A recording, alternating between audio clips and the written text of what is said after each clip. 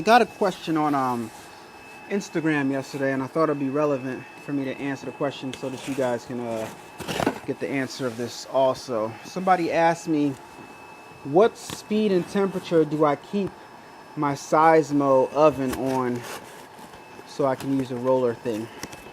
And I gotta, my response, let me just tell you what my response was. So my response was, every 10 or so minutes, depending on what design I'm printing out, I always turn it off and on. So I don't keep my roller oven constantly on. Every 10 or so minutes, I'm turning it off and turn it off, back on, to roll up some more, then I'll turn it back off again. Reason being, and the reason I couldn't answer that question anyways, because there is no one-size-fits-all answer for that question. We all know that if you think about it, different designs take different amounts of time to print. So if I'm leaving my speed of my Seismo at a certain speed, and I tell you that that's the speed that I'm running it, and you run it and it's not matching up, it's still pulling, then that just means that your design doesn't take the same amount of time per print as mine. So like if you're doing a bunch of left chest designs that's all white, it's going to take less amount of time for that to print than a bunch of left chest designs that's full color, or that's a little bit bigger, or you know what I mean. So it takes a different, there's no one size fits all answer to that question. So it's going to depend on the design every single time. So you get a different design in there, the time that you figured out for last one is not going to work. So it changes every time because the printer does not talk to the shaker and the baker and the oven thing. All right, so I hope that helps somebody. More film. Just finished printing out some prints on the Prestige A3+R combo, and I'm about to cut the last of this out and press them onto shirts, guys. Been a rough couple of days. Battling a slight case of depression here. Depression is a weird thing because you'll be depressed and you won't even know why the hell you're depressed. And people try to get you to feel better, like, why are you depressed? You're like, I don't even know. If I knew, then I would fix it, right? But all right, just so the Prestige A3+R, running like a champ.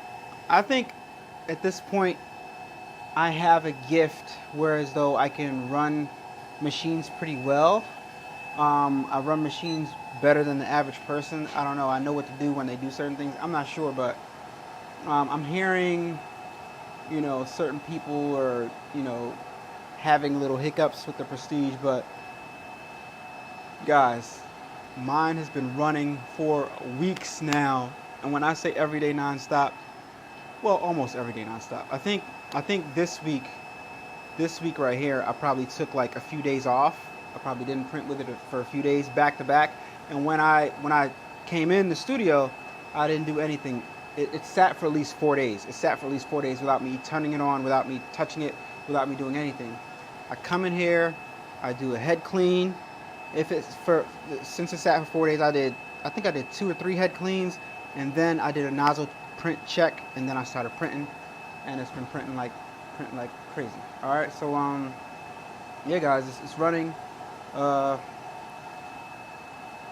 We made room, moved some stuff around back here, and I got something else. I'm saving that for another video. I'm looking at it right now, but stay tuned for that. I'm saving that for another video. But make the long story short, it's making it so we can make DTFs, be more efficient with making DTFs. All right, so stay tuned for that.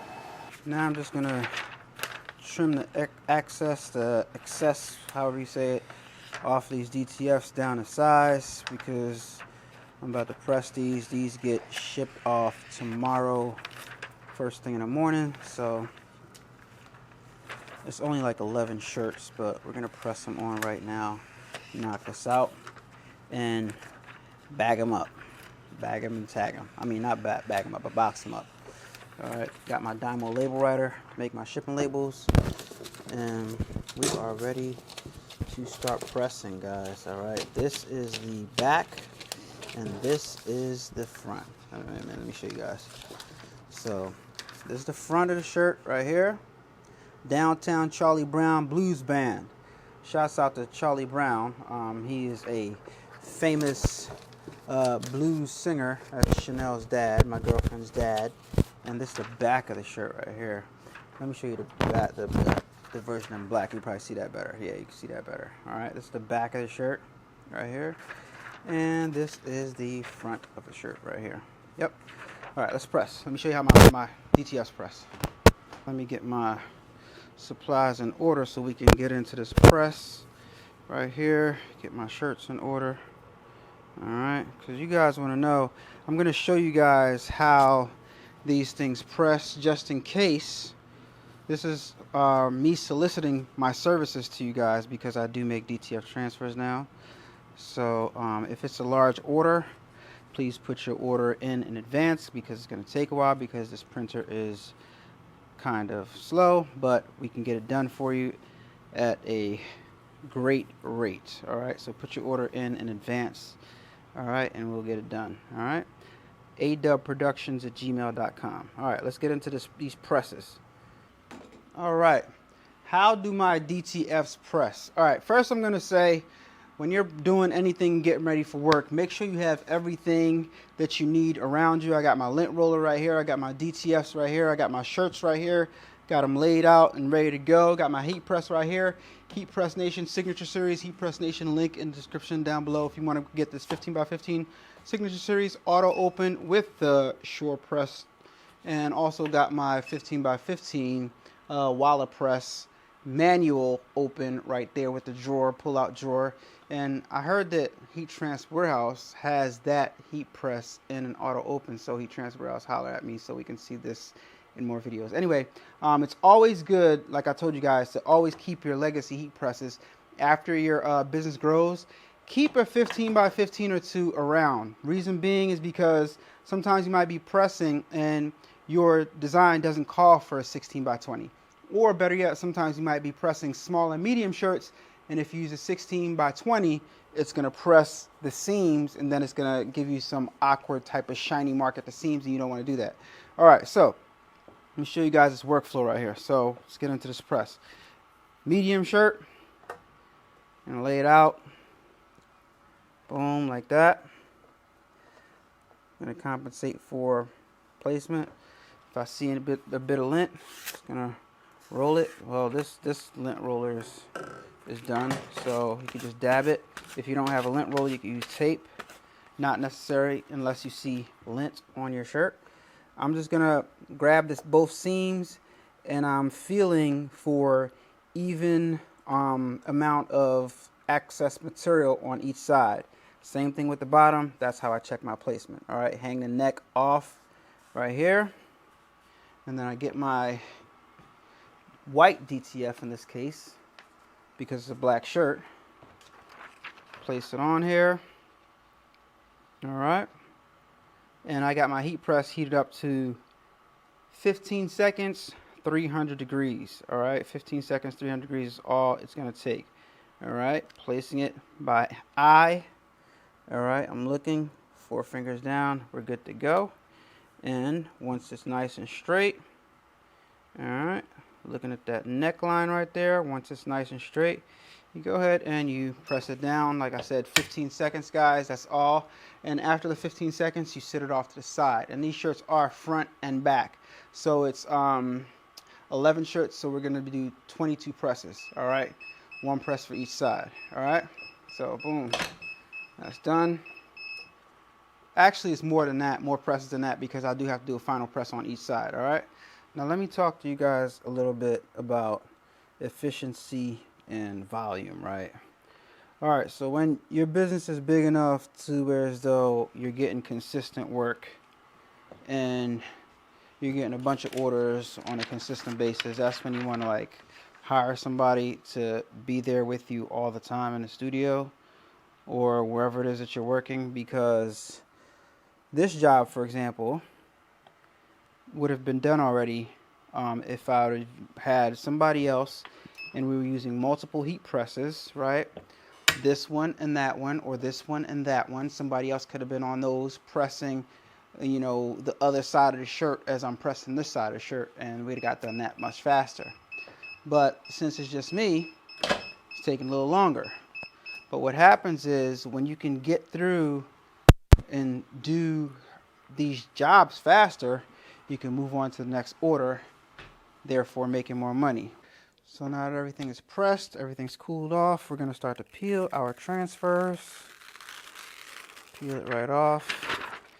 And when you peel it, just set it to the side. Might as well peel it back too, right? Same shirt. Yep. Peel that back. Alright, set that to the side.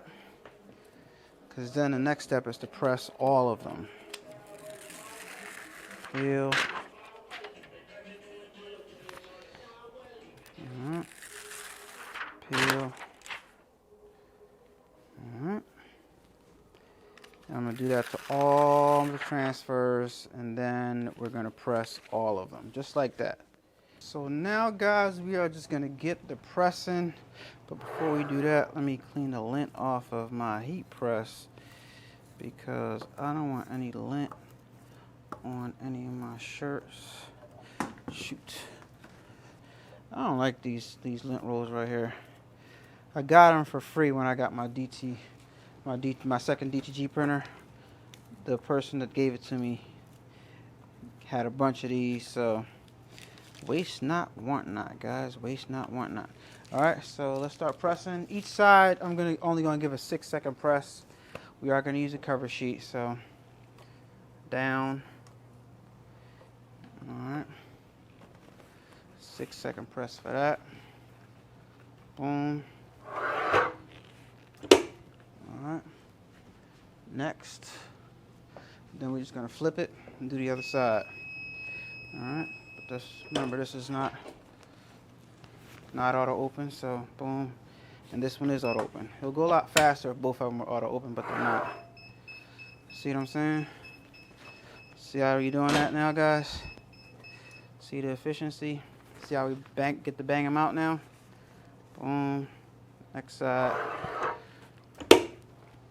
Alright, boom, this side, next side, final press, couple seconds. Some people might do a 10-second press, but I'm only doing a 6-second press. Alright, so these done. Next one. Alright, bam. And if it goes a couple extra seconds, it doesn't really matter.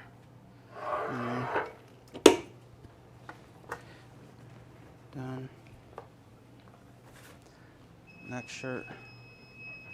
So we got our package all packed up, and I have to reload my tape gun. Where's my tape gun at? Oh, here it is.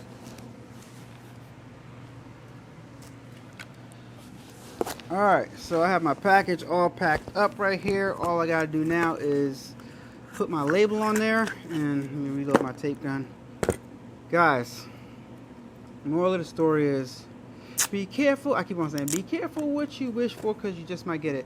I love how things are going. I love what's going on, but it's a struggle, man. It's a struggle trying to balance things with this new normal of how things are going with the business. And overall, I'm gonna make it happen. I'm gonna make it do what it do, right?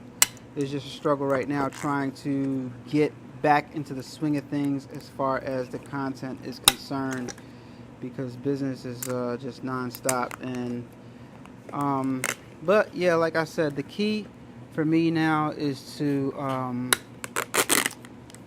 you know, step away from it, and you know, so I can get back into making content for you guys. I hope this video helped as far as showing you guys how to be efficient when you're pressing DTFs, and I hope it helped to bring some type of I don't know, to deliver a kind of message about I guess mental health and depression. I'm not like crazy depressed. I just feel a kind of way, kind of sort of, kind of like empty, I guess, in a way, you know what I mean? But I'm getting through it, because it seems like, you know, this is what I do, and aside and I'm doing less of this, and I want to do more of this, because this kind of like, I did it for so long that it kind of like completed me in a way. So I'm trying to get back to this and not doing this. It's kind of depressing. It's not that it's depressing. Well, it is that it's depressing. It's just, you know, I feel like I haven't been doing it, and it's like, I don't know, I've been doing it for so long, and when you don't do something, stop doing something that you haven't done, that you've been doing for so long, it gets kind of like a part of you is missing, like something is missing, right? It's kind of like breaking up with somebody that you've been with for a long time. It's like something's missing. But I don't want to break up with this, right? Because this is I dedicated so much time and so much effort into it that I got to figure out how to balance it so I can get back in front of the camera, guys, and start making some more content for you. I got so many ideas for you. I got so many ideas that I want to do, but on a day-to-day basis, I got so many orders to fill and so many people to catch up with, as far as customers and stuff, and answering questions and stuff like that, that sometimes the record button escapes me. And getting back in the swing of things is harder than you guys think, because I've tried to shoot several videos, and I guess I'm out of practice, but something always goes wrong, you know. Yeah, so alright, guys, that's all I got. Hope you guys are having a great time. Hope you guys learn a lot on social media and with the other influencers and stuff like that. But if it's your first time watching, don't forget to subscribe. Got some very, very interesting things coming up. Some tutorials, as well as just showing you guys, taking you guys along this journey with me. So, talk to you guys on the next video. Use my Ricoma affiliate link if you want to get a Ricoma embroidery machine. Use my heat transfer warehouse link down below if you want to get yourself some extra heat presses. Use my AA print supply link if you want to get any of the DTF printer or any of the things that they sell. And I'll talk to you guys on, oh, don't forget, email me if you guys want some DTFs printed, adubbproductions@gmail.com. Talk to you guys on the next video, man. Peace. Turn up that, crank it up. Why listen to the rest when you're rocking with the best, baby? This right here, this right